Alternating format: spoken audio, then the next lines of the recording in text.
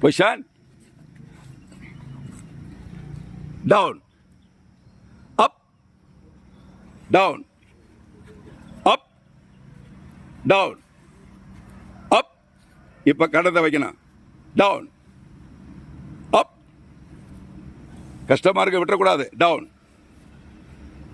அப். Super. எந்திரிச்சிருங்க. எப்படி கஷ்டமாக இருந்துச்சா? எந்த இடத்துல உங்களுக்கு வலிச்சிச்சு போடும்போது? ஷோல்டர். ஷோல்டர் ஓப்பன் ஆகுது, அதான் வலிக்குது. ஓகேவா? நெக்ஸ்ட். ரெடி?